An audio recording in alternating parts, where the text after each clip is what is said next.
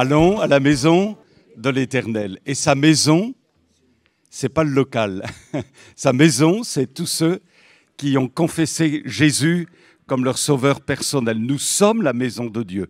Par conséquent, alléluia, il y en a tellement d'autres partout dans le monde et nous faisons partie de cette grande famille de ceux dont le nom est écrit dans le livre de vie. Amen. Et ce matin, on va se réjouir en louant le Seigneur. S'il y a bien quelqu'un dans l'univers qui mérite les louanges, les hommages, l'adoration, c'est pas celui qui va mettre le but à la finale de la Coupe du Monde pour faire gagner son équipe, mais c'est Jésus. On est d'accord? Oh, c'était un petit amen, ça. Vous êtes bien d'accord? Amen, hein? On va le bénir, le louer, l'adorer. Est-ce que vous êtes venus dans ce but-là, de célébrer le Seigneur, de célébrer la gloire de Dieu, d'être libre pour lui dire combien on t'aime Jésus, en veillant à ce que nos louanges ne s'étirent pas, mais simplement, comme on l'a dit, je crois tout dernièrement, merci pour mon salut. Merci pour qui tu es. Merci pour ta sainteté, merci pour ta puissance. Il n'y a pas besoin d'être long finalement, mais ensemble, unis d'un même esprit, de proclamer que Jésus est vraiment merveilleux. Amen. Alors on prépare ces moments déjà, on l'a déjà fait auparavant, on continue, on prie, on est dans cette atmosphère de Dieu. On veut vraiment croire qu'il va bénir, guérir même. Et si vous êtes là pour la première fois, soyez bénis, soyez bienvenus au milieu de nous. Puisse le Seigneur impacter aussi votre cœur. Amen. Oui Seigneur, on est heureux d'être ensemble, de pouvoir louer ton nom, donner gloire à la personne de Jésus, l'auteur d'un salut parfait. Oui, tu mérites bien notre adoration, nos actions de grâce, notre gratitude. Seigneur, sans toi, nous serions perdus, irrémédiablement perdus pour l'éternité. Mais tu es venu, alléluia, et tu as sauvé notre âme. Tu as pardonné nos fautes en nous couvrant de ton sang précieux. Alléluia, la colère de l'Éternel a été apaisée. Sa justice a été satisfaite en la personne et l'œuvre de Jésus. Alors oui, Seigneur, c'est toi que nous voulons adorer. Bénis nos musiciens, nos chantres. Alléluia, tout l'aspect technique de notre culte. Et fais-nous grâce que ta bonne présence transcende toutes choses.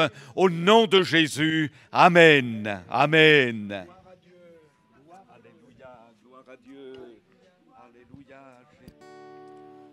Bonjour, vous allez bien? Nous sommes heureux de nous retrouver ce matin dans la maison de Dieu.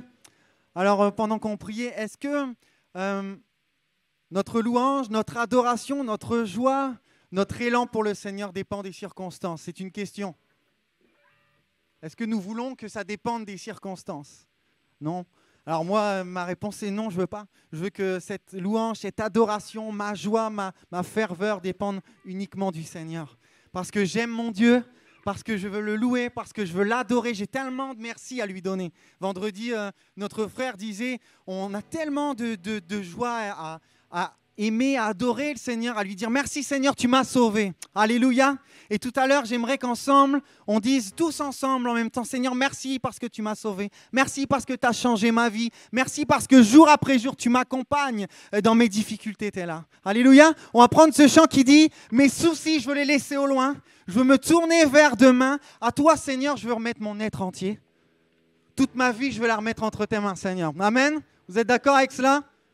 Alors chantez avec nous.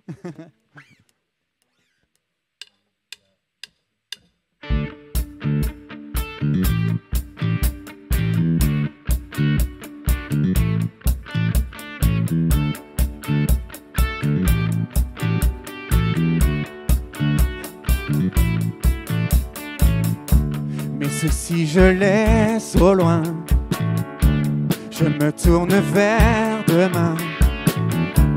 À toi je remets mon être entier, Jésus.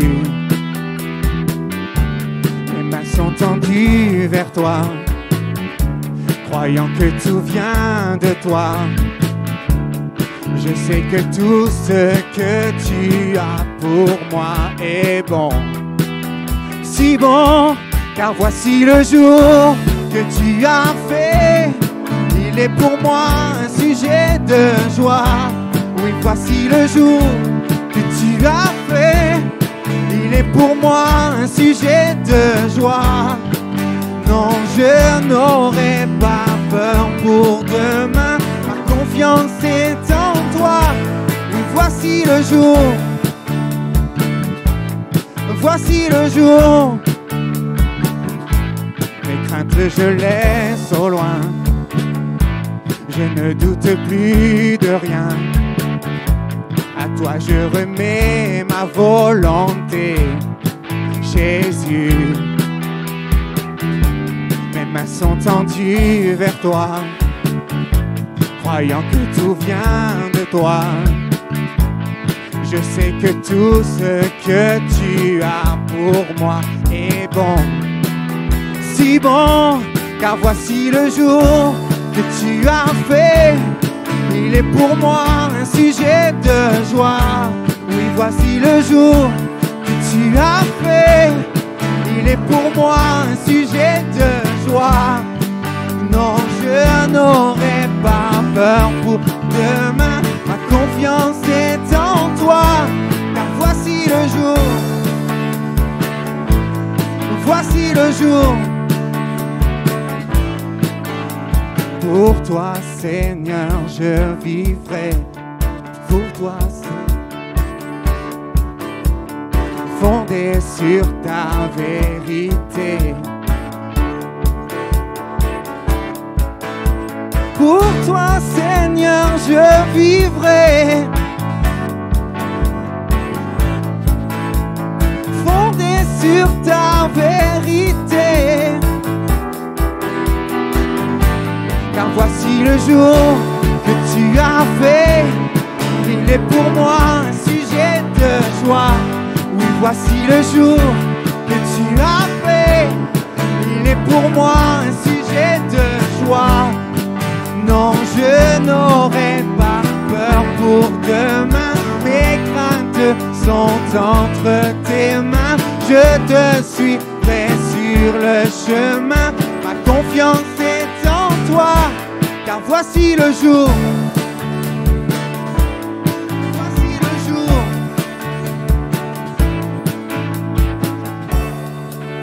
Alléluia. Voici le jour.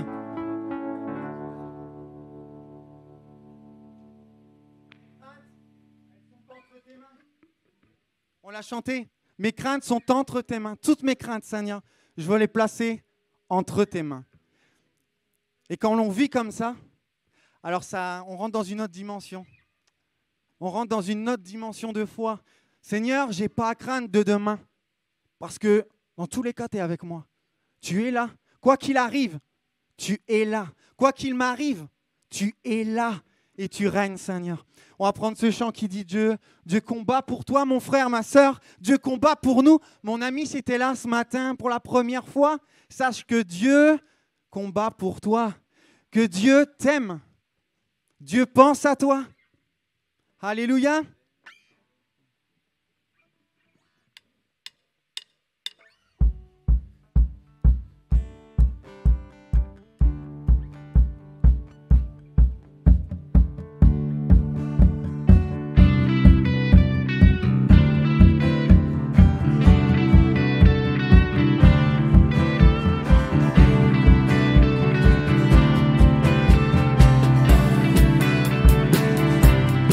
Que tu combats pour nous, tu es avec nous, tu as triomphé, oui, tu as triomphé, rien ne peut nous troubler ou nous ébranler.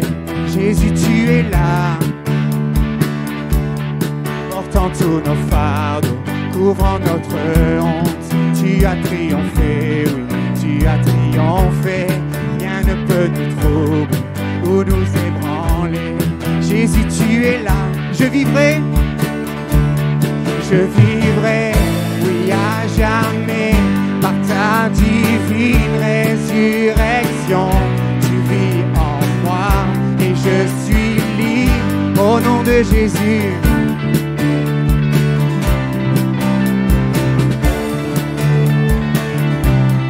Portant tous nos fardeaux, couvrant notre honte, tu as triomphé, oui.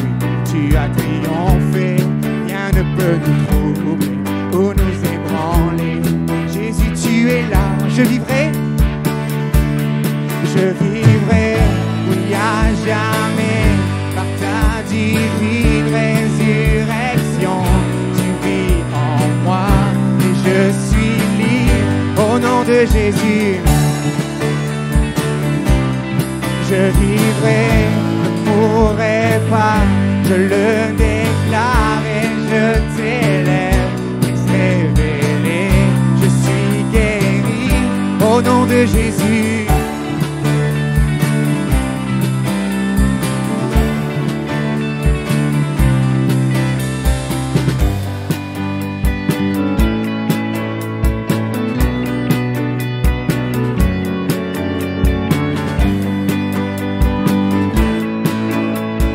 Des cris de joie pour l'éternel Dieu. Tu combats pour nous, repoussant les ténèbres, révélant le royaume qui ne peut être ébranlé. Oui, au nom de Jésus, l'ennemi est vaincu. Poussant des cris de joie.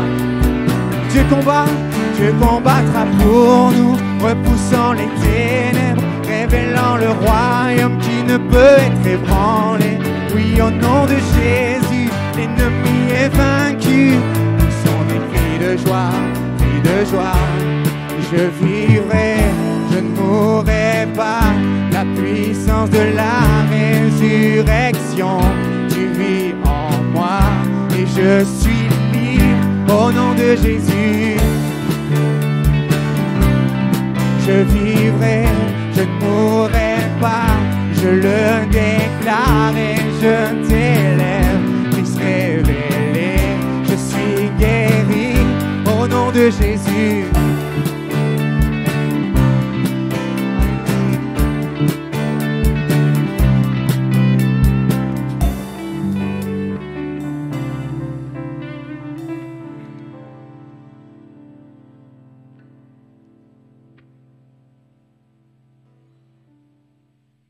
La puissance de la résurrection.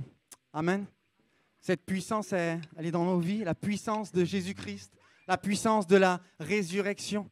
Cette puissance que personne ne peut égaler, ne peut égaler.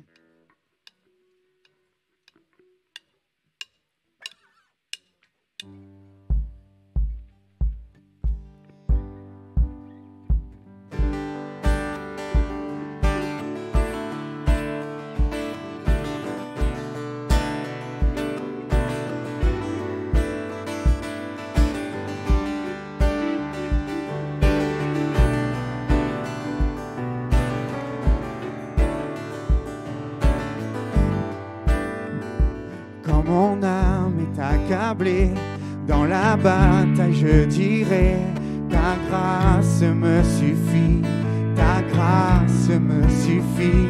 Lorsque je suis éprouvé, je ne suis pas délaissé, car toi seul me suffit, car toi seul me suffit. En Dieu nous croyons, confiants en son nom, je sais que Dieu est inébranlable, Dieu est avec nous, au-dessus de tout. Oui, je sais que Dieu est inébranlable.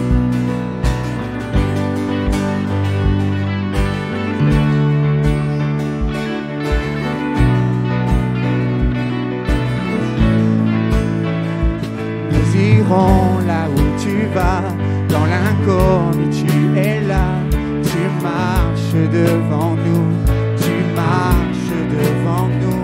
Conduis mon cœur dans tes voies, Père, je veux vivre pour toi. Tes promesses sont certaines, tes promesses sont certaines. En Dieu nous croyons, confiants en son nom. Oui, je sais que Dieu est inébranlable. Au-dessus de tout, oui, je sais que Dieu est inébranlable.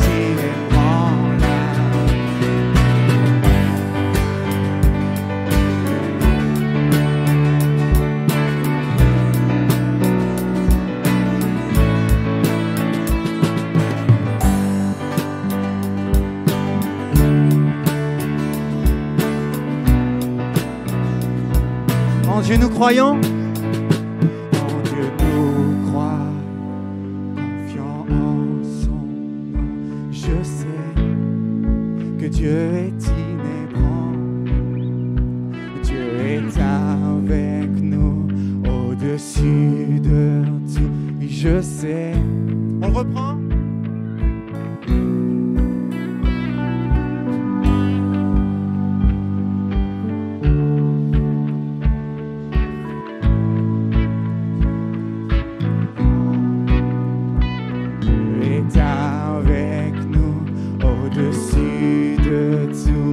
Je sais que Dieu est inébranlable. Alléluia.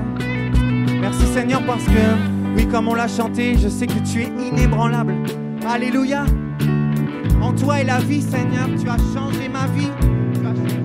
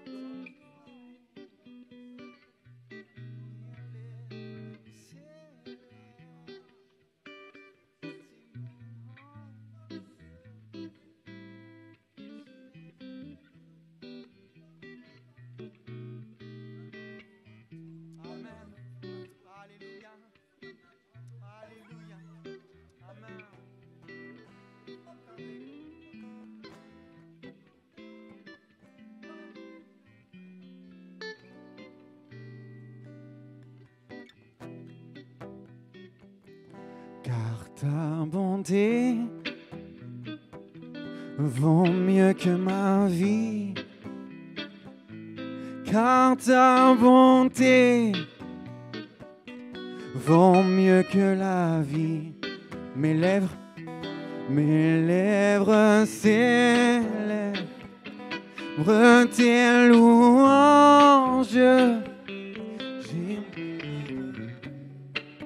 Mes mains en ton nom, mes lèvres célèbrent tes louanges.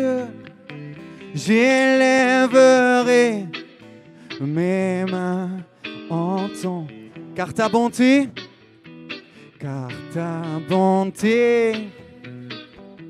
vaut mieux que ma vie. Car ta bonté vaut mieux que ma vie. Mes lèvres célèbrent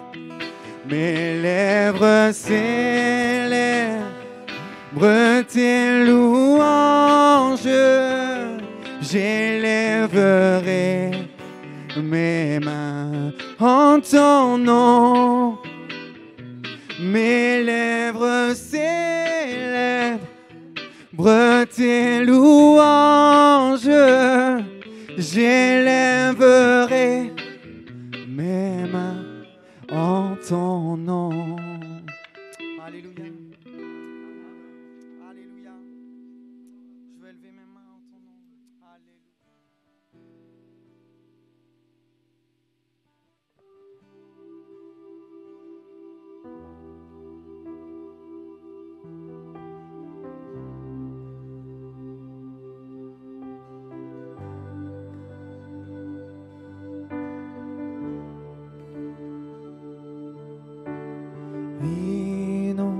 Au lieu de ta présence, nous avons besoin de toi. Inonde ce lieu de ta présence, Nous avons besoin de toi. Viens, esprit de révélation, souffle sur nous, souffle sur nous. Viens, esprit de révélation, souffle sur nous, souffle sur nous. Inonde, inonde ce lieu de ta présence. Nous avons besoin de toi. Inonde ce lieu de ta présence. Nous avons besoin de toi. Viens, Esprit. Viens, esprit de révélation, souffle sur nous, souffle sur nous. Viens, esprit de révélation, souffle sur nous, souffle sur nous. Nous avons besoin de toi en cet instant. Seigneur, sois le centre de nos vies. Et quand moi s'élève un chant, une mélodie, témoignant de ta grâce infinie, viens, Esprit. Inonde ce lieu de ta présence. Nous avons besoin de toi.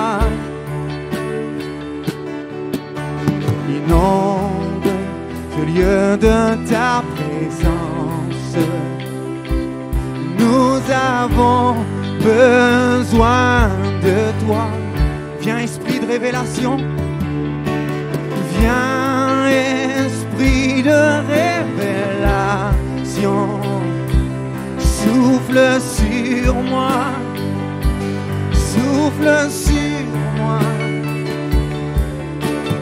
Viens, esprit de révélation, souffle sur moi, souffle sur moi. Lieu de ta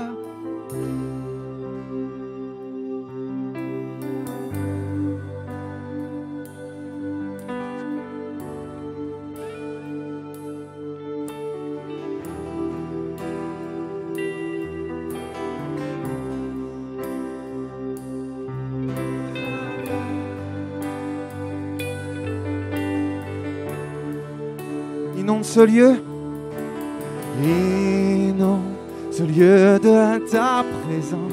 Alléluia. Viens, Saint-Esprit.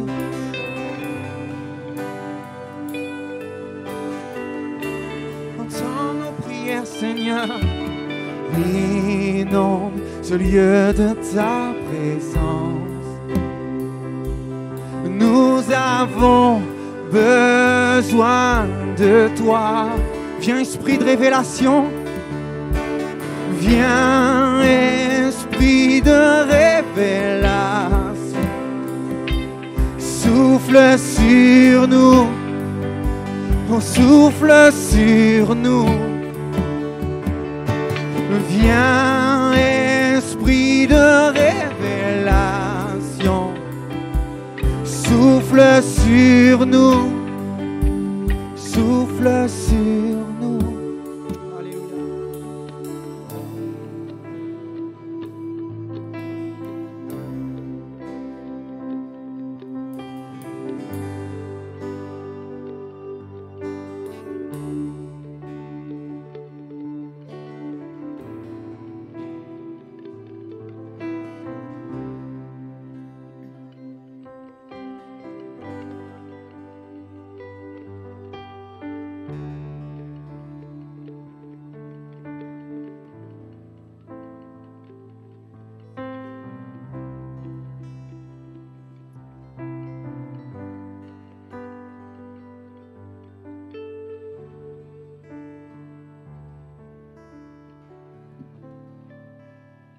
Voilà, mes frères et sœurs, nous allons participer au repas du Seigneur. Alléluia.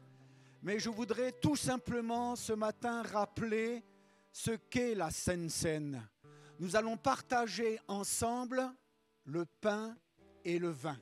Alors j'aimerais lire dans la parole de Dieu, 1 Corinthiens 11, c'est un passage qui est très connu, mais qui nous montre réellement la réalité spirituelle de ce que nous allons faire. Et cela, c'est très important pour chacun de nous. 1 Corinthiens, chapitre 11, verset 23. Car j'ai reçu du Seigneur ce que je vous ai enseigné.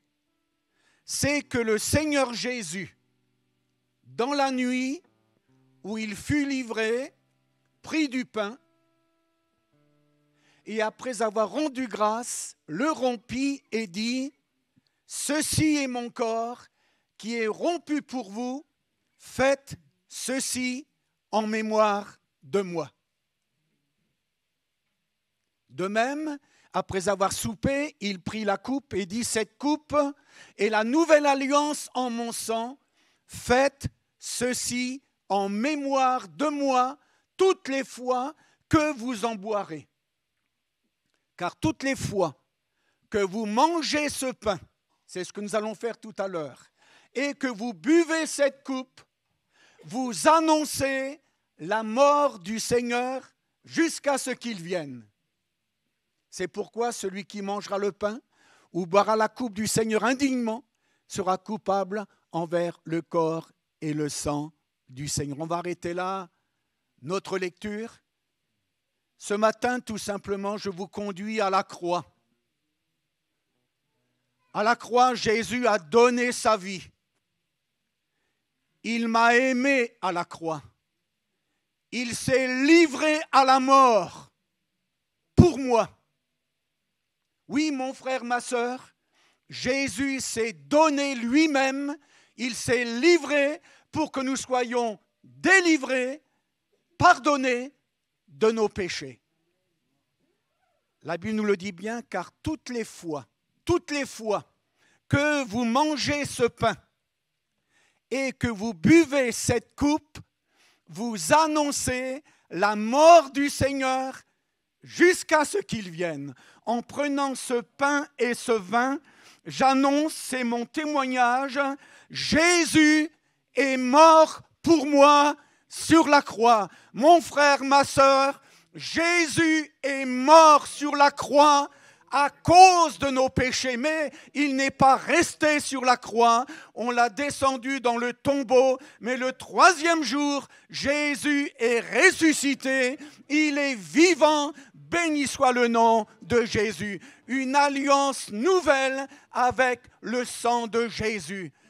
Et la Bible nous le dit, le sang de Jésus nous purifie de tout péché. Encore quelques mots, parce que je crois que c'est là la vraie signification.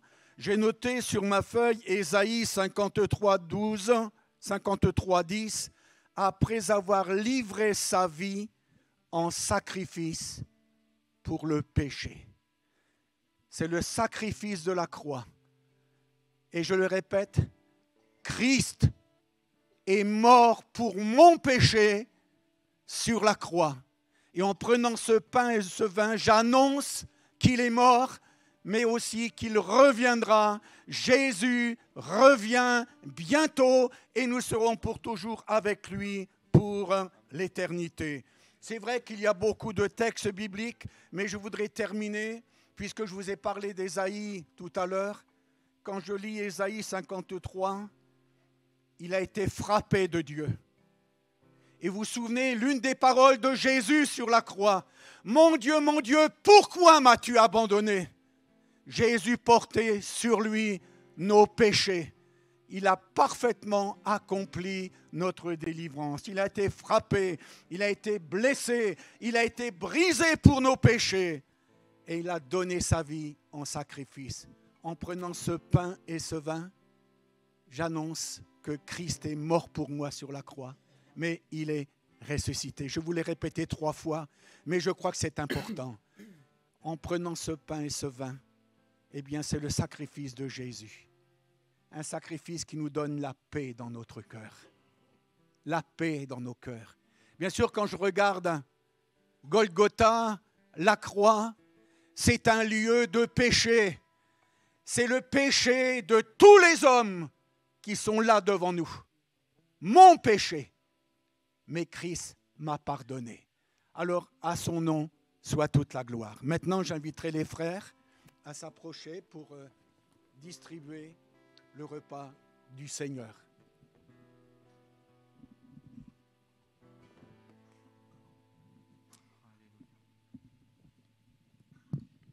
J'aimerais vous rappeler de rester assis pendant la distribution pour que ça facilite les choses.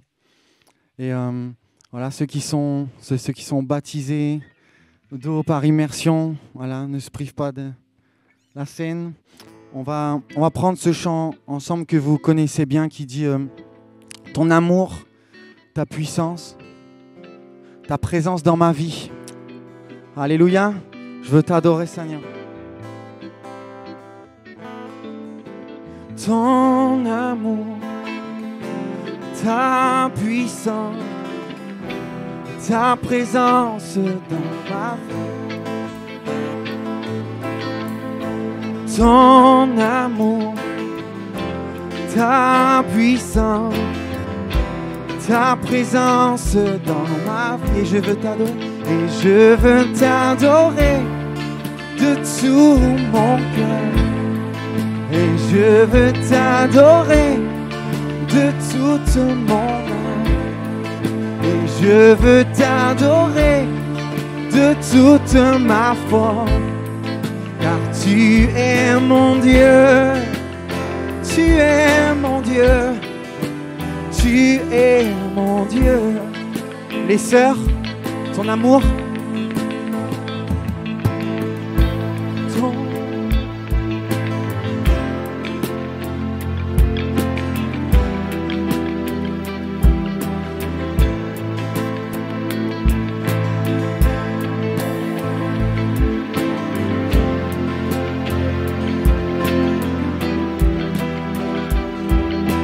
ensemble. Et je veux t'adorer de tout mon cœur. Et je veux t'adorer de toute mon âme. Et je veux t'adorer de toute ma force. Car tu es mon Dieu, tu es mon Dieu, tu es mon Dieu.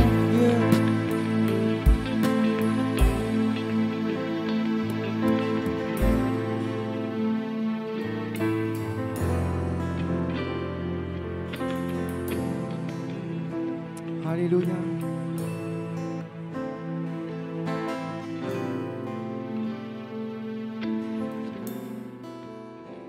Alléluia.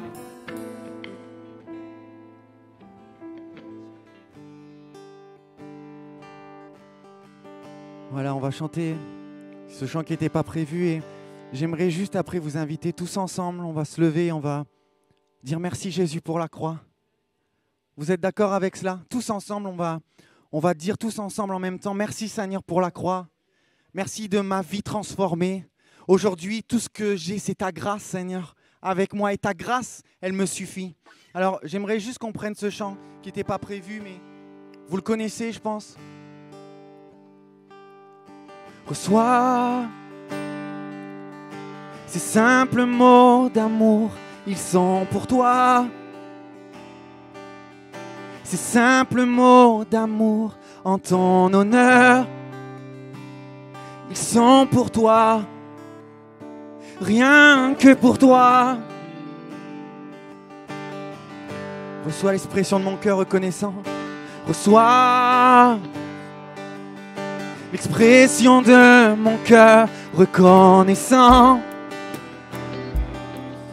Même si je ne sais pas toujours comment te dire Seigneur, je t'aime tant. On reprend, on reçoit. Reçois Ces simples mots d'amour, ils sont pour toi. Ces simples mots d'amour en ton honneur, il est pour toi, rien que pour toi. Entends l'expression de mon cœur reconnaissant.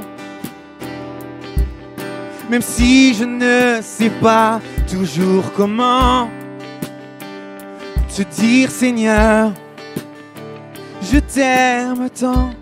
On loue le Seigneur ensemble. Alléluia. Merci Seigneur, je veux te dire merci pour tout. Alléluia. Alléluia, gloire à Dieu pour ces bons moments. Nous allons poursuivre nos réflexions concernant l'Église du Seigneur. On est très heureux, pour la plupart d'entre nous, d'être conscients d'appartenir à une vraie famille, d'avoir été sauvés pour faire partie d'un peuple qui a reconnu en Jésus le Sauveur. Et dans ton propre cœur, tu dois savoir si tu fais partie de l'Église ou pas. Quand je parle de l'Église, ce n'est pas en qualité de membre d'une association, mais tu fais partie du monde spirituel, du monde céleste, à tel point que tu as reçu une conviction dans ton cœur que ton nom est écrit là-haut, que tu es connu de Dieu là-haut, par le fait que tu es passé des ténèbres à la lumière. Une chose est d'être présent dans ce lieu, une autre est d'avoir fait une expérience d'une vraie rencontre avec Jésus. Et on sait très bien que le fait d'être dans un lieu comme celui-ci ne nous sauve pas. Ce qui sauve, c'est de nous repentir de nos péchés, c'est de naître de nouveau, c'est d'avoir dans son cœur le sentiment d'être devenu une authentique nouvelle créature. Et si tu n'as pas encore fait cette expérience, alors on prie pour toi et on croit que ce matin est pour toi une matinée particulière où l'Esprit a pu déjà te visiter, te toucher et que vous puissiez sortir de ce lieu en ayant reçu la conviction d'avoir été pardonné et d'être devenu un authentique enfant de Dieu. Alors, c'est quoi l'Église pour toi ? Nous arrivons à l'avant-dernière méditation sur le sujet et je pense vraiment que ce que nous allons méditer ensemble ce matin est vraiment important. Vous allez me dire, tout est important, mais il y a des messages pour le prédicateur, il y a des messages où on voudrait vraiment qu'ils restent imprimés dans notre cœur. Ce matin, je voudrais vous parler de la vision. C'est quoi l'Église pour toi ? C'est un peuple qui partage la vision de son Dieu. Si on retient cela, c'est déjà bien. C'est quoi pour toi l'Église ? Eh bien, c'est un peuple qui partage la vision de Dieu. On va mettre la diapo. Peut-être quand vous étiez petite fille, ça vous est arrivé de faire cela. Vous avez vu les chaussures de votre maman et vous avez mis vos petits pieds dans les grandes chaussures de maman. Ça vous est déjà arrivé ? Et alors vous avez piétiné comme vous avez pu parce que quelque part vous vous êtes projeté dans l'avenir. Et vous vous êtes vu comme étant maman elle-même, marchant avec ses grandes chaussures, étant devenue une adulte. Quand j'étais petit, on m'avait acheté une petite voiture de course avec des pédales. Et donc, je m'introduisais dans la petite voiture et je pédalais autour de la télévision, je me souviens bien. Et qu'est-ce qui se passait ? Je me projetais dans la peau de mon papa, qui conduisait la voiture. Et je dirais que la petite fille, comme le petit garçon, était visionnaire. La question que je pose est celle-ci. Pourquoi viens-tu ici ? Pourquoi je viens ici ? Pourquoi je fais partie de l'Église ? Est-ce que nous avons, vous et moi, et ensemble, une vision pour notre Église, pour notre vie personnelle? Quelle est la vision que j'ai pour ma vie personnelle devant Dieu? Est-ce que nous avons une vision pour notre couple, une vision pour notre famille? La Bible nous enseigne que tous les hommes de Dieu qui ont marqué leur génération, qui ont été appelés véritablement de Dieu pour accomplir une tâche en son nom, tous les hommes de Dieu de la Bible ont été habités par une vision. Abraham, par exemple, avait la vision de devenir le père d'une grande nation. Moïse avait reçu la vision de délivrer Israël de la servitude égyptienne et d'entraîner le peuple vers un pays promis. Josué avait reçu la vision de conquérir le pays promis. David avait reçu pour vision de préparer la construction du temple de Jérusalem par son propre fils Salomon. Néhémie avait reçu la vision de rebâtir les murailles. Esdras de reconsolider la piété du peuple à Jérusalem. Et Jésus avait reçu la vision de chercher et de sauver ceux qui étaient perdus. Paul avait la vision de fonder des églises dans toute l'Asie mineure et en Europe. Et quand vous lisez l'histoire de l'Église, l'histoire des réveils qui se sont succédés au cours des siècles, tous les revivalistes des temps passés, que ce soit Moody, Finney, Whitefield, Wesley, William Booth, Douglas Scott et tant d'autres encore, ont été habités par une vision. Est-ce qu'il y a une vision dans ton cœur? Pourquoi viens-tu dans la maison de Dieu? Qu'est-ce que tu souhaites pour la maison de Dieu? Que le pasteur ait une cravate à pois rouges? C'est quoi ta vision? Pourquoi tu viens? Quel est le but de l'Église? Où l'Église va? Dans quelle direction elle va? Martin Luther King, fort connu, était un visionnaire. Un homme de Dieu qui avait dans son cœur une vision. Et vous vous souvenez certainement de son fameux discours qu'il a tenu en son temps, « I have a dream », j'ai un rêve. Je vous lis quelques-unes de ces paroles. « Je rêve qu'un jour, sur les collines rousses de Géorgie, les fils d'anciens esclaves et ceux d'anciens propriétaires d'esclaves pourront s'asseoir ensemble à la table de la fraternité.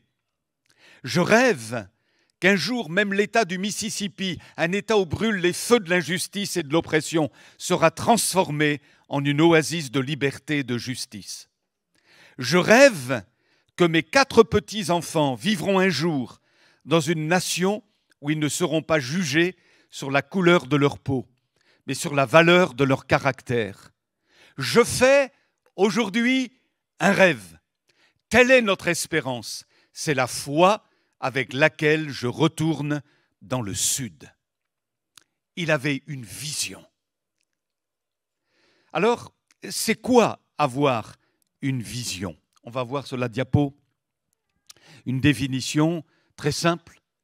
Une vision, c'est un but que Dieu donne. Dieu donne un but à son Église. Dieu donne un but à ta vie. Que tu sois célibataire, marié, veuf, que tu sois jeune ou plus âgé, que tu sois nouveau converti ou plus ancien, une vision, c'est un but que Dieu donne et qu'il faut atteindre. Une sorte d'ordre de mission que Dieu nous confie, soit à court terme, soit à long terme. Et je vais vous dire une chose très claire, c'est que la vision fait la différence. Si une église est visionnaire, elle fait la différence dans le monde dans lequel elle évolue. Si tu es visionnaire toi-même, si tu as une vision dans ton cœur, si tu te sens investi d'une mission pour le Seigneur, tu vas faire la différence. Je prends 2 exemples dans la Bible. Il y a pendant des années, le peuple à Jérusalem s'est accoutumé à vivre parmi les décombres, dans un paysage de ruines. Les murailles s'étaient écroulées à cause des invasions d'armées ennemies. c'était des amoncellements de pierres les unes sur les autres. C'était vraiment un paysage terrible. Et finalement, personne ne bronchait.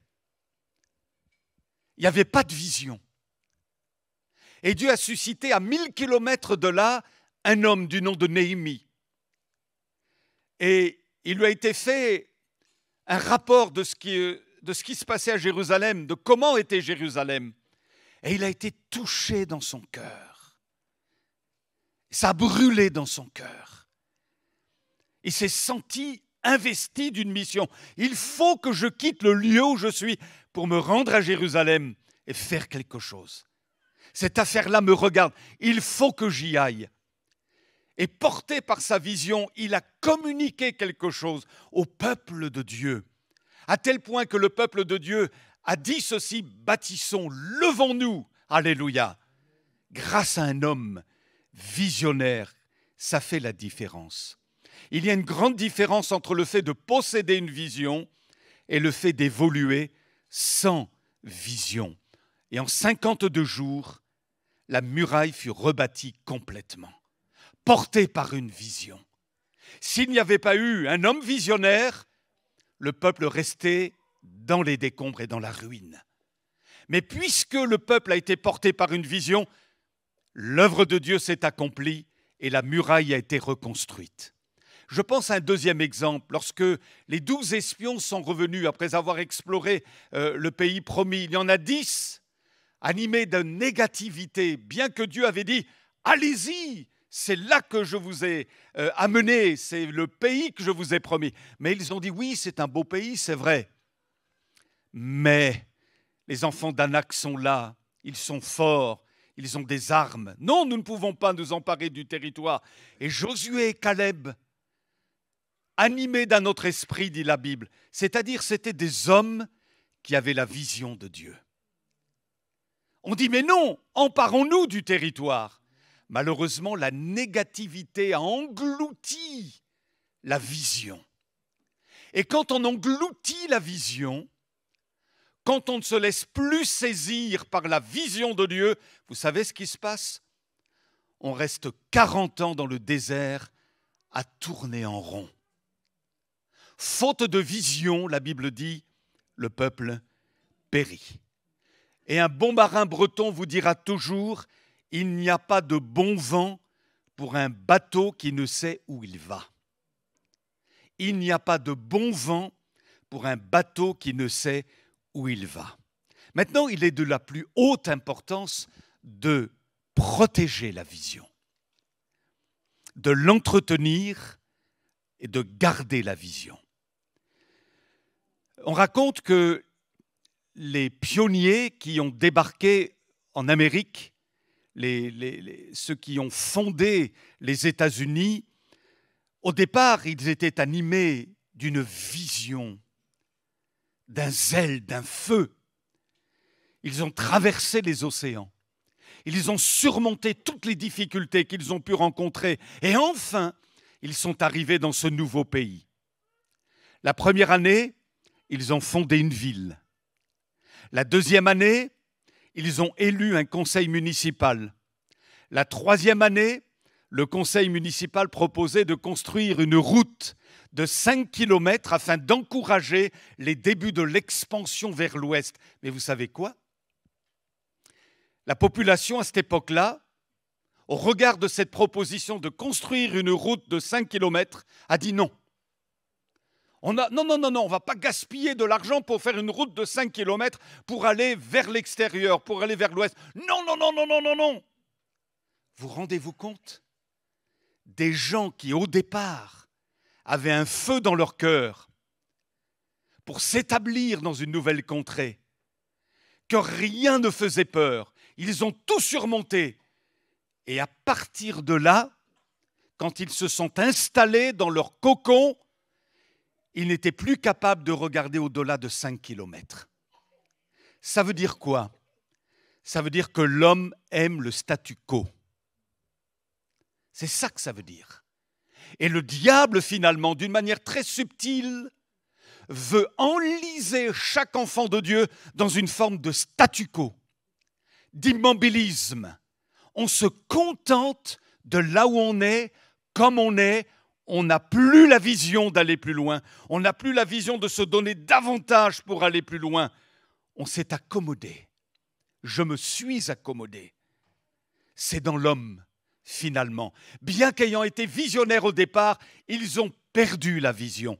Et la question que je me pose est celle-ci. Où en es-tu au niveau de ta vision? On va le lire ensemble dans la suite. Pour préserver intacte notre vision, a dit quelqu'un, nous devons accepter les départs vers l'inconnu ou le défrichage de terrains vierges. Chaque matin, en ouvrant les yeux, dites-vous qu'un monde nouveau s'offre à vous aujourd'hui. Recommandez-le au Seigneur avant d'aller de l'avant avec courage et détermination. Vous me suivez ? Entre les grandes choses que nous ne pouvons pas faire et les petites choses que nous ne voulons pas faire, il y a le risque de ne rien faire. On va réfléchir ensemble, vous êtes d'accord ? Quelle est notre vision pour nous, maintenant que je suis votre pasteur ? Je me permets de vous poser cette question et je me la pose aussi devant Dieu. Quelle est notre vision pour nous sur Elbeuf? Qu'est-ce qui doit nous animer? Qu'est-ce qui nous a animés jusqu'à aujourd'hui? Qu'est-ce qui doit encore nous animer dans le futur? Les jeunes, les moins jeunes, chacun de nous. Et finalement, Jésus compte sur nous. Il compte sur toi. Avec Victor, on compte sur vous. Chacun est concerné. Il n'y en a pas un plus qu'un autre. On est tous concernés par la vision céleste. Alors, quelle est notre vision pour nous? Que voulons-nous? Que cherchons-nous? Vers où nous voulons aller? Qu'est-ce qui brûle dans notre cœur? Qu'est-ce que le Seigneur veut? Comment veut-il que nous orientions les voiles de notre Église? Alors, je propose un énoncé de vision très simple. Être une Église qui témoigne de sa foi, qui cherche à mûrir spirituellement en s'édifiant sur la parole de Dieu, qui développe l'esprit de famille et qui est toujours dans l'adoration et la prière. Ça vous convient? On le relit? C'est quoi? On est là pour quoi? Qu'est-ce qu'on veut? C'est quoi la marque de notre Église? Ce qu'on veut, c'est être une Église qui témoigne de sa foi, qui cherche à mûrir spirituellement, en s'édifiant sur la parole de Dieu, qui développe l'esprit de famille, qui est toujours dans l'adoration et la prière. D'une manière encore plus simple, prochaine diapo, qu'est-ce que nous voulons? Connaître et faire connaître Jésus. Finalement, si on te dit, mais c'est quoi ta vision? Toi qui appartiens à l'Assemblée d'Elbeuf, c'est quoi ta vision? Très simple, connaître et faire connaître Jésus-Christ. Je suis là pour ça. Je suis rattaché à l'Église de Jésus, localement, pour ça. Connaître mon Jésus, développer ma relation avec lui, me réjouir en lui, m'enraciner en lui, vivre pour lui, à travers lui. Christ est ma vie, dit l'apôtre Paul. Christ, ce n'est pas une option. Si Christ est une option pour toi, tu n'es pas réellement régénéré, né de nouveau. Par conséquent, tu n'es pas encore sauvé. Si Christ est devenu ta vie, alors tu es sauvé. C'est ça. Il y a une radicalité dans les propos de Jésus. Il n'y a pas de middle, si vous voulez. Hein? Non, un petit peu de l'un, un petit peu de l'autre. C'est soit l'un, c'est soit l'autre. Et celui qui a choisi la vérité en la personne de Jésus, il est sauvé. Il est libéré, alléluia. Il est heureux, amen, malgré les soucis de la vie, certes. Mais il sait dans quelle direction son âme va, gloire à Dieu. Connaître Jésus et faire connaître Jésus à travers notre témoignage. Alors, j'ai imaginé une petite construction qu'on appelle un acrostiche. c'est-à-dire des phrases dont la première lettre, si on les lit à la verticale, donne un mot. Vous voyez, en rouge, si vous lisez à la verticale, ça donne quoi? Elbeuf. Alors je me suis dit, tiens, on va imaginer dans notre vision, c'est quoi Elbeuf pour nous? Édifier. Notre vision est d'abord de s'édifier. Le mot édifier signifie mettre pierre sur pierre. On construit sa vie personnelle, on construit, si l'on est marié, son couple, on construit, si l'on est papa et maman, la vie de famille, ça se construit. On construit l'Église, les uns et les autres. L'Église, c'est comme un vaste chantier où on est appelé à construire, non pas à détruire, mais à construire, ajouter une pierre après une autre pierre, et on s'édifie, béni soit Dieu, pour atteindre la maturité en Jésus-Christ. Elle, libérée.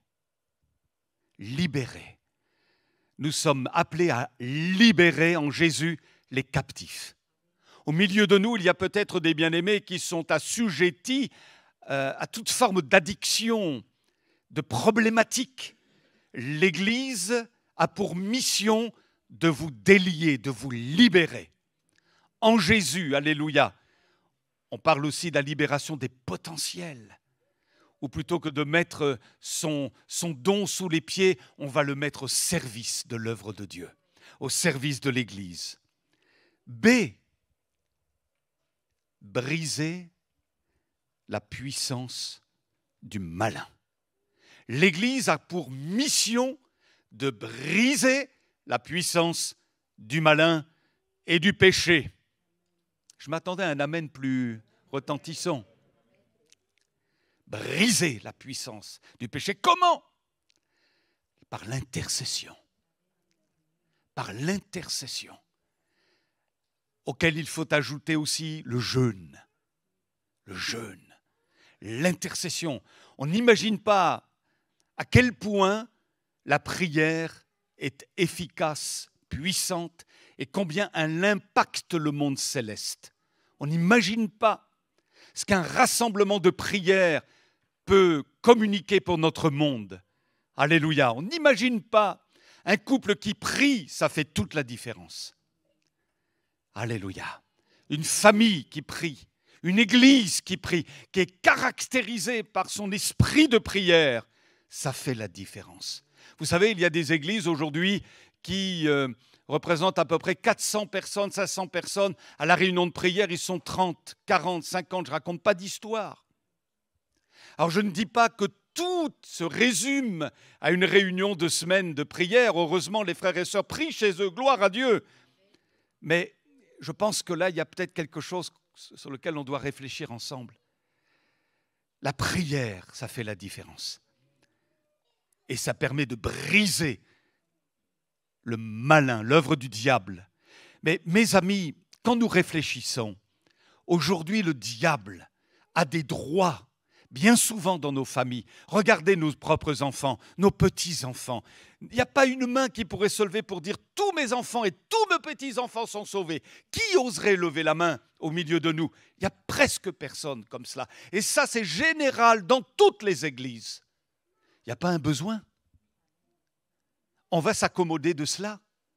On va laisser cette situation perdurer, un peu comme à l'époque que je vous ai décrite tout à l'heure avec les habitants de Jérusalem, sous les décombres de pierres amoncelées les unes aux autres, sans rien faire, sans réagir. Non, il faut la vision. Il faut qu'on soit des Néhémies pour dire « nous allons rebâtir la muraille ». La muraille de protection dans nos familles. Et on va demander que nos enfants, au nom de Jésus, reviennent du pays de l'ennemi. Alléluia. Il y a une église à Marseille qui est particulière parce que un jour j'ai eu l'occasion de parler avec son pasteur et je lui dis « Dis donc, toi à Marseille, tu ne dois pas avoir grand monde dans ta réunion de prière. » Parce que, vous voyez, on pense à Marseille, on pense à la dangerosité à partir de la nuit et tout ça. Il dit « Tu rigoles ? On est presque autant à notre réunion de prière qu'au culte. » Tu sais, les mamans là, dans les cités marseillaises, et les papas, avec tous les soucis qu'ils ont, avec leurs gamins, avec leurs petits-enfants, avec tout ce qu'ils traversent, ils se disent tous ensemble, il n'y a qu'une seule chose, c'est d'intercéder au nom de Jésus pour les ramener, alléluia, et qu'ils soient sauvés. Alors ils se réunissent quasiment tous, ils sont là à prier, à intercéder dans une ville réputée dangereuse, mais qu'importe, le prix en vaut la peine. Il y a un coût à payer, c'est vrai, mais comme je vous l'ai dit tout à l'heure, on a la vision, on ne l'a pas. D'accord ? On a la vision ou on ne l'a pas. Et si on a la vision, ça fait la différence. Ça fait la différence. Une église visionnaire fait la différence. Elle sort finalement des habitudes, d'une forme de monotonie. Vous comprenez ? Ça fait la différence. Et elle brûle du feu de Dieu, qui est un feu qui nous pousse à la vision. Ensuite, envoyer, envoyer. Finalement, on se rend bien compte que c'est normal, on ne passe pas 24 heures, sauf Gisèle, hein, mais sinon, Gisèle, on n'est pas 24 heures sur 24 dans la maison des deux, je le dis avec beaucoup d'amour parce que je rends hommage à ma sœur. Hein. Mais vous comprenez ce que je veux dire ? On n'est là que quelques heures, 1 heure, 2 heures, 3 heures à peine dans ce lieu. Le but, ce n'est pas d'y rester non plus. Le but, c'est d'être envoyé. Et l'Église, elle existe notamment quand elle est envoyée pour impacter la génération dans laquelle nous nous trouvons. Dans ce lieu, on est édifié, on est formé, on est équipé. Pourquoi ? Pour aller, pour impacter, pour faire la différence. Alléluia. Et communiquer le glorieux évangile avec amour et montrer que la vie de tous ceux qui sont à l'extérieur peut être transformée par la puissance de la croix, la puissance du message de Jésus. Oui, nous sommes appelés à être envoyés. Alléluia.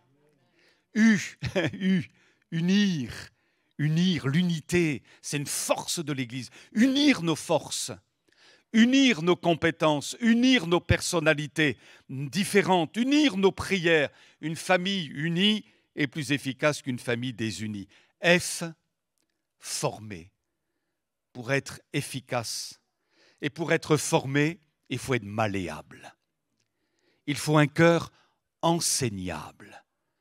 Il faut accepter parfois les exhortations, les recommandations, les recadrages. Si on se braque, si on durcit son cou, comme Israël en son temps, le Saint-Esprit ne peut pas agir. On a besoin d'accepter la formation de cœur. Et parfois, ça fait mal. Dieu met le doigt sur une problématique, sur peut-être un aspect orgueilleux de notre personne, un aspect un peu rugueux de notre caractère.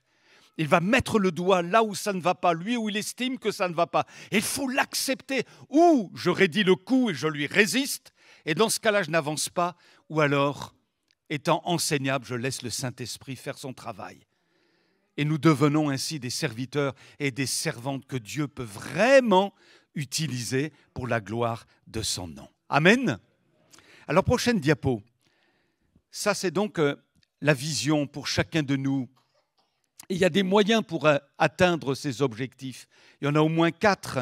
La communion fraternelle, prendre soin les uns des autres, prier les uns pour les autres, s'écouter les uns les autres, s'accueillir les uns les autres, se pardonner les uns les autres. Le but étant de favoriser un climat chaleureux dans l'Église, fraternel, accueillant, spirituel. 2, le moyen pour atteindre nos objectifs, c'est aussi servir, le service.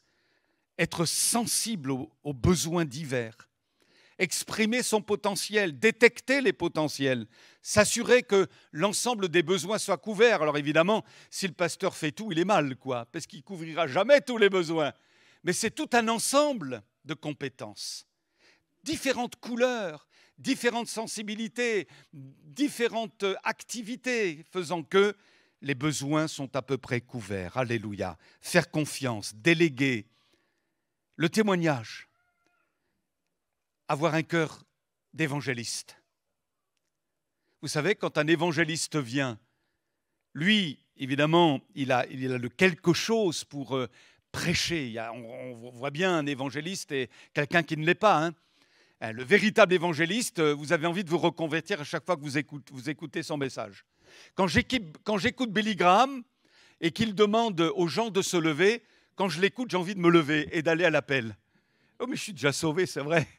Mais il a le don pour vous captiver, quoi. Il a le don pour vous ramener à Jésus, vous ramener à la croix. Béni soit Dieu. Non, donc il prêche l'évangile. Mais vous savez, le plus gros travail a été fait par l'Église. Qui c'est qui envoie les âmes nouvelles? Ce n'est pas l'évangéliste. C'est les frères et les sœurs qui ont un cœur d'évangéliste. Ça brûle, ils témoignent, ils intercèdent, ils sont des témoins par leur propre vie et ils ont quelque chose d'attractif pour les choses de Dieu à travers leur vie. Alléluia. Et puis enfin, la piété. Un autre moyen pour atteindre nos objectifs, vivre une piété profonde.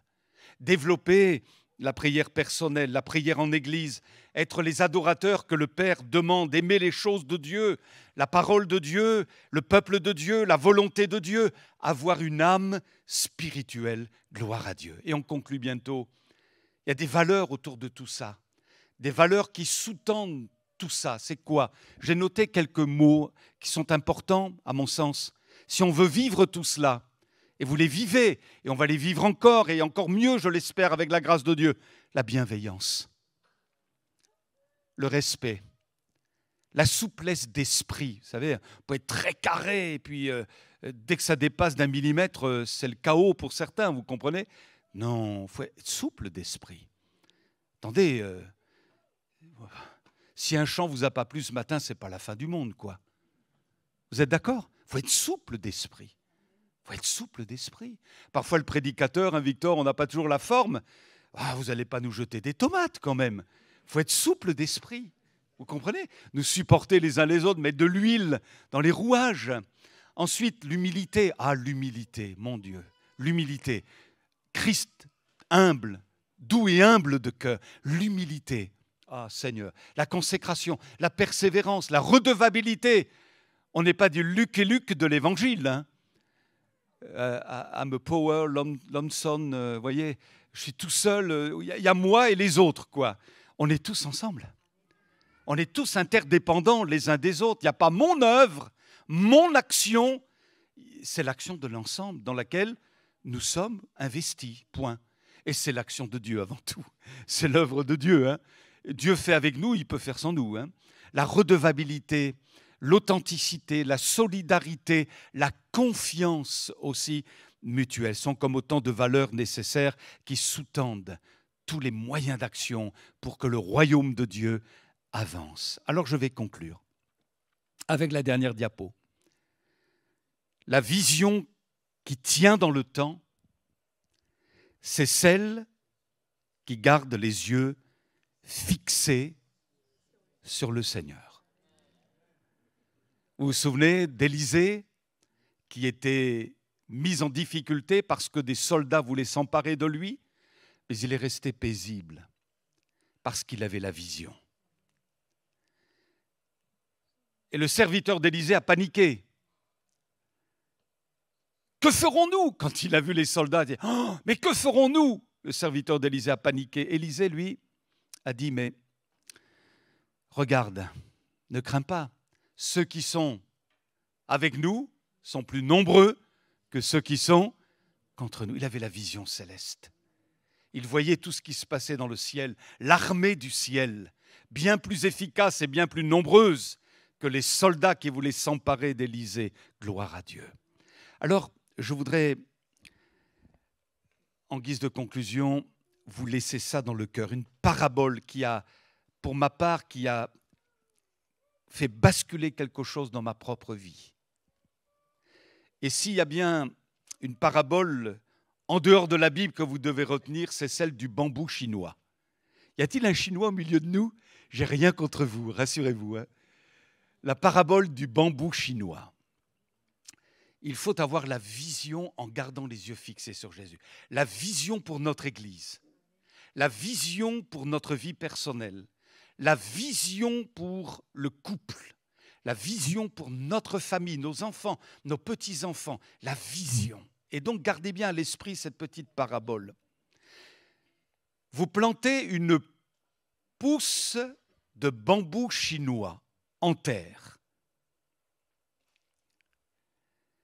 Au bout d'une semaine, vous allez voir s'il y a eu quelque chose qui est sorti.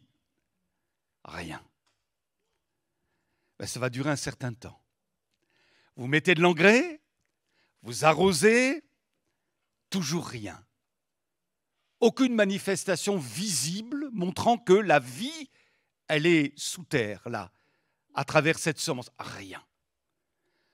Au bout d'un an, vous vous dites, mais quand même, il va bien y avoir quelque chose, ou alors c'est de la mauvaise terre, ou il y a un problème avec la pousse de bambou. Non, non, rassurez-vous, au bout de 2 ans, toujours rien. Au bout de 3 ans, rien encore. 4 ans, ça peut peut-être commencer, mais au bout de 5 ans, imaginez-vous qu'en 6 semaines, le bambou chinois grandit pour atteindre la hauteur renversante de 20 à 30 mètres. L'encyclopédie mondiale dit qu'un bambou peut grandir d'1 mètre en 24 heures seulement. Et ça paraît incroyable qu'une plante qui est restée en sommeil pendant toutes ces années puisse soudainement exploser en croissance. Ainsi fait le Seigneur, si nous avons la vision. La semence est plantée, on ne voit rien, parfois, rien. Pourtant, on met de l'engrais. Ah oui, on prie, on fait le bien qu'on peut faire. On arrose, ah oui, on arrose. Et puis, on va voir si ça poussait. Rien. Mais qu'est-ce qui se passe? C'est de la mauvaise terre. Ah, le cœur de mon enfant, c'est de la mauvaise terre. On peut imaginer toutes sortes de choses. L'église ne grandit pas. Oh, c'est pas une bonne église. Mais il faut avoir la vision céleste. La semence, elle est déposée. La semence de Dieu est là. La présence de Dieu, la parole de Dieu est aussi efficace. Elle est proclamée de la même manière. Alléluia. Et puis, tout à coup, quelque chose se produit. La délivrance, la croissance, l'œuvre de Dieu découvre une dimension inconnue jusqu'alors. Béni soit Dieu. La parabole du bambou chinois. La plupart d'entre nous, nous sommes peut-être dans cet état de regarder s'il y a une manifestation visible dans ce que nous avons semé. Rien. On va tous lever la main quasiment, rien. Mais mes amis, gardons les yeux fixés sur le Maître. Parce que lui, il agit dans l'invisible. Toutes choses sont en travail au-delà de ce qu'on peut dire, dit l'Écriture dans Ecclésiaste 1, verset 8. Toutes choses sont en travail. Au-delà de ce qu'on peut dire, au-delà de ce que tu peux voir, de ce que tu peux ressentir, de ce que tu peux toucher, crois-tu que le Seigneur a les bras croisés pour dire « débrouille-toi » ? Il agit plus que nous ne le pensons, même si on ne voit rien. Et c'est pourquoi, vraiment, il faut que je m'exhorte, nous ayons la vision céleste. Nous voyons déjà sa gloire. Il est Dieu. Et il a envie de nous dire, mais pourquoi tu t'inquiètes là? Eh, je suis Dieu ou pas? Oui, mais il n'y a rien qui se passe. Mais attends, la semence est déposée, je m'en occupe. Oui, mais je veux maintenant. Ah, ça, c'est pas ton affaire. Moi, je la ferai pousser au temps que j'ai décidé. Toi, reste confiant. Avance pour mon œuvre, pour mon Église, pour ta vie personnelle, pour ta famille. Tout ça, je m'en occupe. Fais ce que tu as à faire, c'est tout.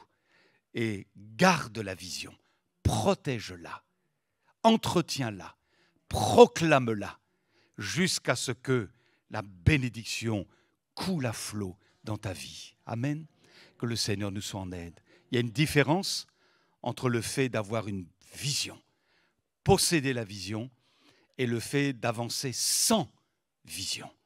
Et on a bien compris ce matin qu'il faut que le Seigneur arrive avec chacun de nous à renouveler sa vision en permanence, au-delà de ce que nous voyons humainement, mais il faut qu'on voit spirituellement. Alors, fais tomber les écailles de mes yeux, Seigneur. et donne-moi les yeux d'Élisée et de voir qu'au-delà des réalités terrestres qui ne sont pas faciles à vivre, ou représentées par ces fameux soldats qui veulent s'emparer de lui, il y a des réalités célestes, avec une grande armée, des myriades de soldats angéliques, alléluia, qui sont à l'œuvre pour faire avancer le glorieux royaume de Dieu. Et merci Seigneur, eh bien, depuis bien des années, mes bien-aimés, et encore pour bien des années, nous le croyons, le Seigneur nous a fait la grâce d'être acteurs dans cette avancée du royaume de Dieu. Quel privilège! Et si vous ne vous sentez pas acteur dans cette action, mes amis, dans cette avancée du royaume de Dieu, il est temps de vous lever. Lève-toi, lève-toi. Si tu n'es pas encore en position d'avoir accepté Jésus, accepte-le sans tarder. Ne perds pas de temps. Ne laisse pas Satan jouer avec toi. Change de camp, alléluia. Et donne ta vie à Jésus une bonne fois pour toutes. Ne perds plus de temps. La Bible dit, rachète le temps. Alléluia. Notre vie est trop précieuse. Elle dure si peu de temps en réalité. Mais Seigneur, donne-nous une vie qui vaille la peine d'être vécue. Même si c'est parfois très douloureux. Mais Seigneur, en tous les cas, pour toi, notre cœur a vibré. C'est l'essentiel. Et ma main, elle a pu faire ce qu'elle a pu. Pour toi, Seigneur, c'est l'essentiel. Le reste passera. Mais ça restera dans le ciel. Alors que le Seigneur nous soit en aide. Amen. On prie ensemble. Seigneur, aide-nous à partager la vision céleste. Nous comprenons bien, Seigneur, que le diable ne supporte pas une église visionnaire, des hommes de Dieu visionnaires, des femmes, des hommes, des mamans, des papas, papis, mamies, des jeunes visionnaires. Il ne supporte pas cela. Mais béni sois-tu, ta parole est là pour nous rappeler que tout homme de Dieu dans la Bible a été habité par une vision, par une mission.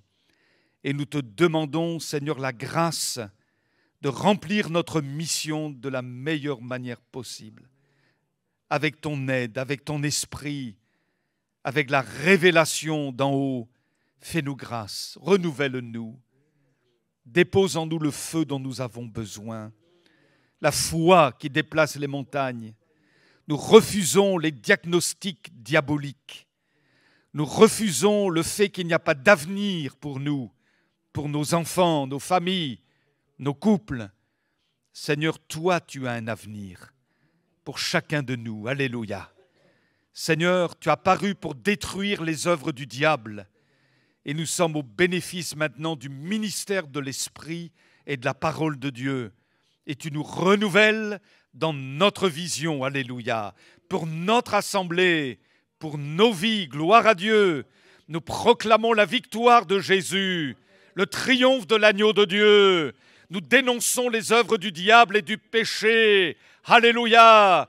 Oh, ta parole dit, il est temps de chercher l'Éternel. Sa venue est aussi certaine que celle de l'aurore. Donne-nous de nous lever pour toi, Seigneur.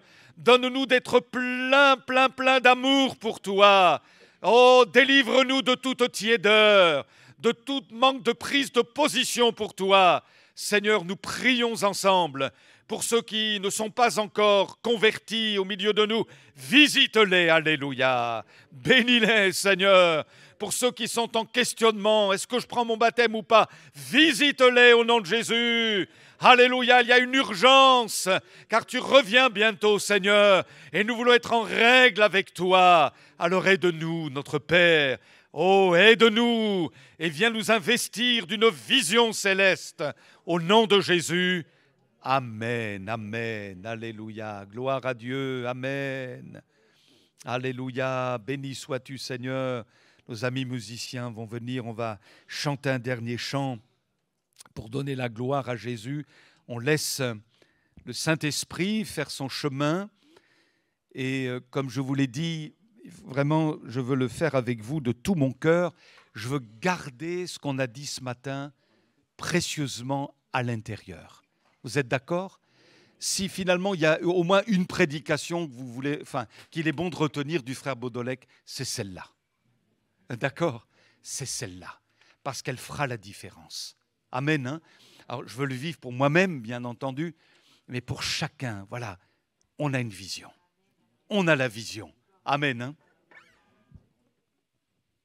On va reprendre ce chant qui dit « Dieu, tu combats pour nous ». Est-ce qu'on pourrait se lever ensemble? Alors que ce chant, cette semaine qui va arriver, voilà, on puisse, je prie le Seigneur pour qu'il reste dans vos cœurs, dans vos esprits. Et que toute cette semaine, Seigneur, tu combats pour moi. Je vivrai, oui, à jamais, par ta divine résurrection. Tu vis en moi, Seigneur, et je suis libre au nom de Jésus. Amen.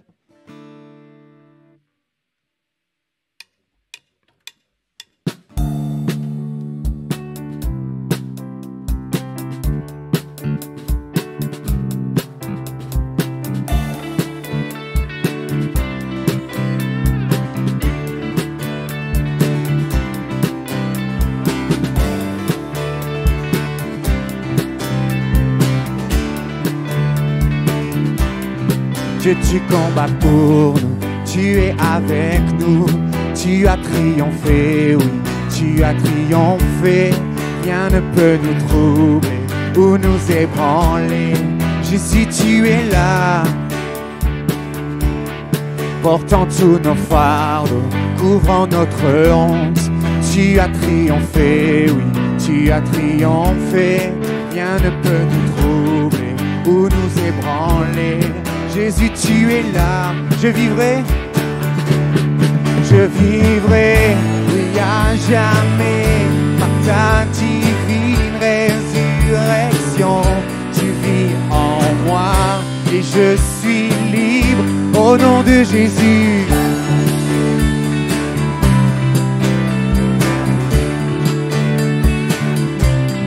Portant tous nos fardeaux, couvrant notre honte. Tu as triomphé, oui, tu as triomphé. Rien ne peut nous troubler ou nous ébranler. Jésus, tu es là, je vivrai, oui, à jamais, par ta divine résurrection. Tu vis en moi et je suis libre au nom de Jésus. Je vivrai, je ne mourrai pas, je le déclare et je t'élève, puisse révéler, je suis guéri au nom de Jésus.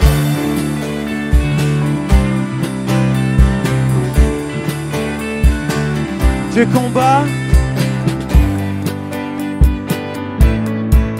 il combat pour toi, il combat pour moi. Alléluia, son royaume vient. Dieu combattra pour nous, repoussant les ténèbres, révélant le royaume qui ne peut être ébranlé. Oui, au nom de Jésus, l'ennemi est vaincu. Nous sommes des cris de joie, cris de joie. Dieu combattra pour nous, repoussant les ténèbres, révélant le royaume qui ne peut être ébranlé. Oui, au nom de Jésus, l'ennemi est vaincu. Nous sommes des cris de joie, cris de joie. Je vivrai, je ne mourrai pas, par la puissance de la résurrection. Il vit en moi et je suis libre au nom de Jésus. Je vivrai, ne mourrai pas, je le déclare et je t'élève, puisse révéler, je suis guéri au nom de Jésus.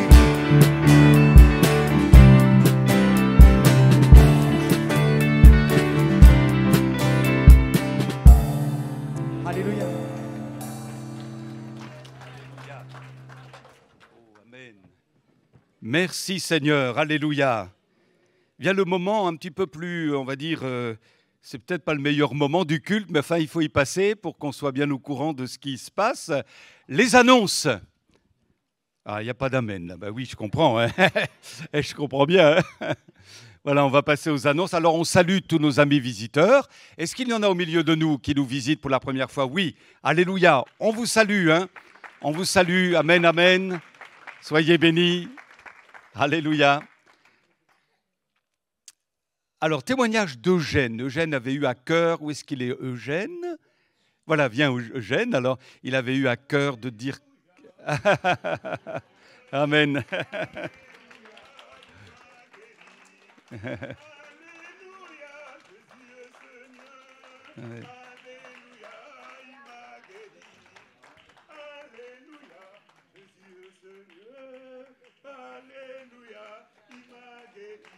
Amen.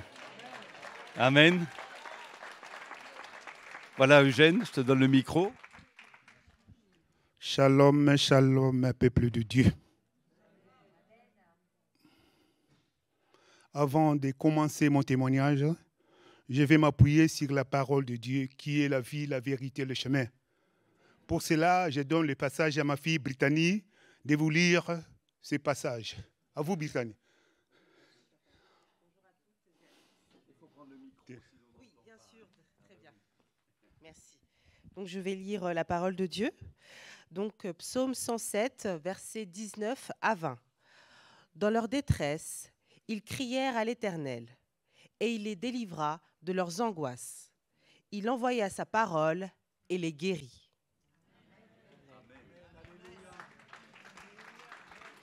Bon. Je suis Eugène Malota Mbongo. J'ai 67 ans. J'ai connu cette église en décembre 2021 par le canal de mes frères congolais. Aujourd'hui, je viens devant l'ensemble de Dieu témoigner la grandeur de notre Dieu, Jéhovah Rapha, le Dieu qui guérit. En effet, en septembre 2020, j'ai été hospitalisé au CHU Mondor de Créteil en Île-de-France suite à un problème cardiaque. Durant toute la période de mon hospitalisation, les médecins ont découvert une seconde maladie, plus mortelle que la première, au nom d'hépatite C.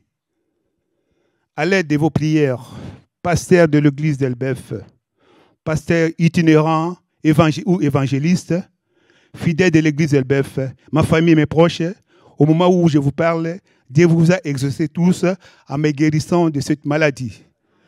Que Jéhovah Rapha soit loué éternellement et à jamais. Que Dieu vous bénisse tous. Amen. Gloire à Dieu. Amen.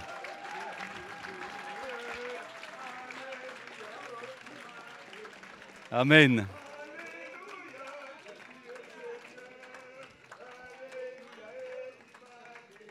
Amen. Alléluia. Gloire à Dieu.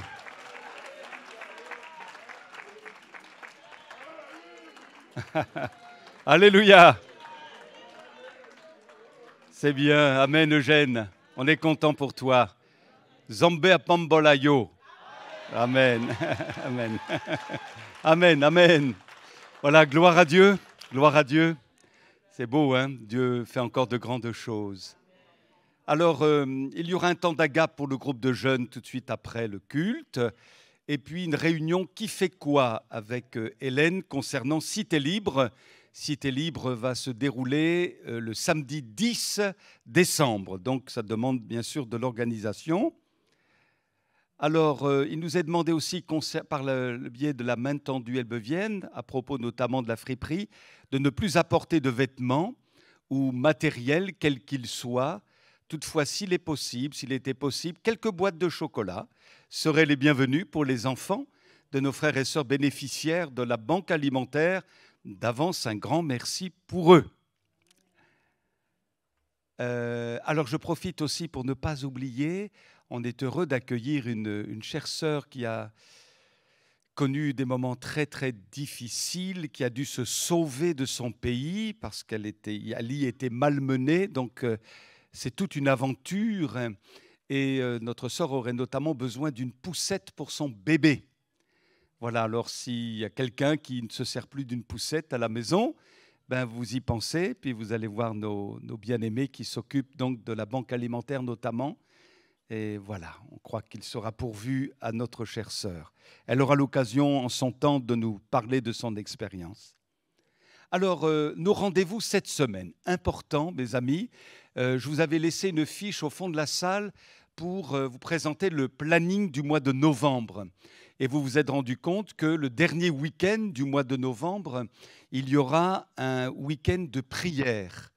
Alors, donc le vendredi 19, à 19h, on se retrouve ici avec la collaboration du pasteur Dieudonné Kassanga, qui exerce le ministère à Marom. Vous le savez, il est déjà venu ici. On aura la joie donc de l'accueillir tout le samedi. On va voir les horaires tout de suite après. Et le dimanche, il sera là aussi pour nous partager le conseil de Dieu avec une thématique qui me semble importante aussi. On va le voir lors de la prochaine diapo. Donc, avec le pasteur Dieudonné Kassanga sur le thème « La restauration de notre vie ». On a tous besoin, plus ou moins, de restauration, donc il va aborder ce sujet. Et donc, on propose vendredi prochain un temps de partage biblique et d'intercession de 19h à 20h, 20h15. Samedi, donc, dans la journée, alors si vous avez un créneau, n'hésitez pas, tout le monde ne pourra peut-être pas être là toute la journée, mais au moins un créneau. Donc, il y aura une première réunion de 10h à 11h30 sur ce même thème, évidemment. Un temps de pause. À 11h30 midi, on ira dans la petite salle d'entrée là pour prendre un petit café. De midi à 13h30, on continue les réunions avec le partage biblique, l'intercession, l'adoration. Un temps de pause à 13h30, 14h et dernière session de 14h à 15h30, un moment de prière, d'intercession, de partage biblique. Vous êtes partants ? Alléluia, on va se faire du bien. On va recevoir de Dieu, j'en suis persuadé. Alors, une longue veille est prévue. Je ne sais pas si Hélène, elle est là, Hélène, et puis Fabrice, vous venez sur le devant pour donner les explications dont on a besoin. Bonjour à tous. Oui, voilà, comme Daniel vous l'a annoncé, donc on envisage la longue veille pour le passage à la nouvelle année, donc le 31 décembre, c'est le samedi. Donc ça sera à partir de 19h. Il y aura un temps de partage biblique et après, il y aura un repas qui sera sous forme d'un buffet. Ça sera les plats que vous apporterez qu'on partagera. Pour cela, il va falloir vous inscrire. Donc, les feuilles d'inscription, elles sont sur la table ronde dans le hall, qui est juste là derrière la porte du milieu. Donc, sur ces feuilles, merci de noter le nombre de personnes et quel plat vous amenez, soit les biscuits apéritifs, soit une entrée, un plat, un dessert ou une boisson sans alcool. C'est un repas sans alcool. Voilà. Et vous avez jusqu'au 18 décembre pour vous inscrire. Donc ce repas, il sera entrecoupé de jeux. Là, je laisse la place à Fabrice. Merci. Oui, alors pour le deuxième document qu'on vous demande de remplir, c'est ce petit papillon. Voilà, sur lequel on vous demande à tous ceux qui viendront eh bien, de proposer un thème. Voilà, donc on vous demande en fait de choisir le prochain thème de la longue veille. Donc là, comme vous pouvez le voir, c'était celui de 2019. Donc ça fait 2 ans que nous n'avons pas eu de longue veille. Et on est vraiment très, très, très content de pouvoir réavoir de nouveau ce moment de fraternité, de passer ce début d'année, ce tout début d'année tous ensemble. Et donc là, vous voyez qu'on avait mis à l'honneur la Normandie. Donc décor, animation, tout avait été fait sur la Normandie. Et donc là, on va vous demander donc, sur ce petit papillon, qui est toujours aussi bien sur la table de la librairie, ici, et puis sur le petit manche debout qui est dans la salle d'accueil, eh bien, de remplir de mettre votre nom, votre prénom, de proposer un thème. Donc n'hésitez pas, hein, ça peut être, je ne sais pas moi, les îles des Caraïbes, ça peut être certains thèmes africains, voilà, on peut choisir beaucoup de thèmes, hein, il n'y a pas de... on fera le choix ensuite dans 15 jours. Voilà. Donc là, vous avez jusqu'au 4 décembre pour choisir, jusqu'au dimanche 4. Et ensuite, après, on fera le choix parce qu'il y a vraiment beaucoup de choses à organiser. Et en même temps, on vous demande aussi, je désire apporter mon aide, ou je peux apporter mon aide, oui, non. Et après, on vous demande, parce qu'on a besoin de former des équipes qui vont préparer aussi bien l'animation, la décoration, la préparation de la GAP, donc du repas, et aussi autres. Alors dans les autres, ça peut être, je veux bien, je n'ai pas de temps forcément pour préparer, mais le jour même, je viens et je peux servir de taxi. Je peux venir chercher des frères, des sœurs qui, sans voiture, ne pourraient pas venir. Ben, moi, je me propose de faire des allers-retours pour les amener voilà, et pour les rapporter. D'accord ? Voilà. Donc merci de votre attention et merci voilà, de votre participation. À tous. Bon dimanche. Merci Fabrice. Voilà un thème au hasard, la Bretagne. Ça serait pas mal, hein, mais bon. Là, la librairie, abonnement, alors c'est la dernière journée, c'est ça ? Vous voyez ici la petite image. Donc on a déjà 25 personnes qui vont se procurer le pack pour janvier pour commencer une lecture biblique suivie. Donc ce sont des packs de 25. Et donc on a déjà les 25 personnes. Maintenant, il nous faudrait, pour recommander un pack de 25, il nous faudrait 25 autres personnes. Voilà, sinon ce sera plus compliqué de commander le pack. Donc s'il y a 25 nouvelles personnes, OK, pour commencer à partir de janvier la lecture suivie. Donc ça vous fera lire tout le Nouveau Testament en un an et le tiers de l'Ancien Testament.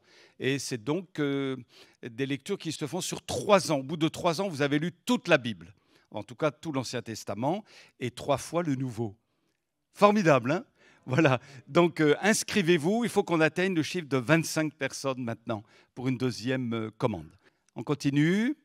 Alors la rencontre, il y a des besoins de personnel pour le café solidaire. On a une réunion cette semaine et donc pour définir le planning, la rencontre devrait fonctionner le mardi, mercredi, jeudi et samedi à partir de 9h.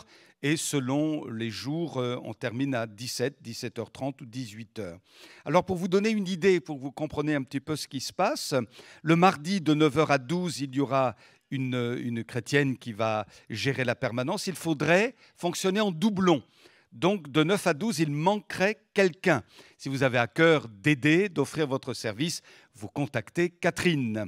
De 12h midi à 14h, il y aura Marilyn et Nathalie, Vieux-Bled. De 14h à 17h, Véronique qui va se charger de l'accompagnement aux démarches administratives. Il faudrait aussi quelqu'un avec elle, pour pas qu'elle soit toute seule. Et puis à 17h, c'est Eric qui donnera des cours de guitare. Le mercredi, de 9h à 12h, Catherine et Jocelyne feront la permanence, avec de 10h à 11h, aide pour les devoirs. Assuré donc par Catherine. De midi à 14h, Catherine et Jocelyne. 14h, 18h ou 17h30, il y aura Daniel, Baron et Gisèle. Jeudi, de 9h à midi, c'est le frère Daniel, ici présent, là. Et je serai seul, donc si vous voulez venir avec moi, n'hésitez pas, hein, donc pour que je sois accompagné. De midi à 14h, Patricia Baudolec et Claire-Lise. 14h, 16h30, Arnaud, qui proposera une aide numérique, démarches, rendez-vous, etc. sur Internet. Il manque aussi quelqu'un pour être avec lui. 16h30, 17h30, Rosie, il manque aussi quelqu'un. Et Rosie va se charger de l'aide aux devoirs. Et samedi, alors une permanence, 8h30, 11h30. Alors là, il y a déjà du monde, Gisèle, Daniel, Nathalie Vieux-Bled, pour un petit déjeuner solidaire. De midi à 14h, ce sera fermé. L'après-midi, de 14h à 17h environ, ou plus, ce sera Céline, une fois sur 2, une semaine sur 2, et Nathalie Kislik. Il manquerait quand même quelqu'un quand Céline ne sera pas là. Donc, vous voyez, il y aura des besoins. Et on ne peut que vous encourager à apporter votre contribution pour qu'il soit pourvu aux différentes permanences. Vous allez voir Catherine pour cela. Merci d'avance. Et puis, merci de prier aussi parce que bientôt, ça va être lancé. L'activité va être lancée et on veut croire que Dieu va bénir. Amen. Hein? Alors, oui, le parking... Alors, on y revient un petit peu encore. Il ne faut pas que ce soit une source de tension au milieu de nous, hein, le parking. Parfois, ça pourrait l'être, mais laissez-moi me garer là où je veux. Enfin, vous imaginez, quoi. Donc, il faut de la souplesse. Ça fait partie de nos valeurs. Souplesse d'esprit. Donc, il ne faut vraiment pas que le diable utilisent ce fameux parking pour mettre la zizanie au milieu de nous et un climat de dispute et d'incompréhension. Alors, ce qu'on vous propose, c'est ceci. Il faut qu'on comprenne bien que le parking, là, la priorité absolue l'est pour les personnes à mobilité réduite et aux aînés. Voilà, il faut que ce soit bien imprimé en nous. Et pour les autres, eh bien, il nous faut privilégier les 2 autres parkings. Vous savez que ce n'est pas toutes les églises qui bénéficient de 3 parkings. Hein, et donc, on en a un beau là au champ de foire, un autre plus récent, un peu plus haut, de l'autre côté de la rue, là, un peu plus haut. Merci Seigneur, quoi. Et c'est pas loin en plus. Donc, à la limite, si vous avez des personnes à déposer, vous allez jusque devant l'entrée principale. Les personnes qui ont plus de mal à marcher sont déposées devant l'église. Et ensuite, vous allez garer votre voiture dans l'un des 2 parkings extérieurs, quoi. Voyez, de telle sorte qu'il n'y ait plus de tension. Donc, priorité absolue aux personnes à mobilité réduite et à nos aînés. Voilà, merci beaucoup. Amen. On peut se le dire à notre voisin? Sois béni. Alléluia. Amen. Merci à nos chantres, nos musiciens, la technique, l'accueil. Bon retour, soyez bénis.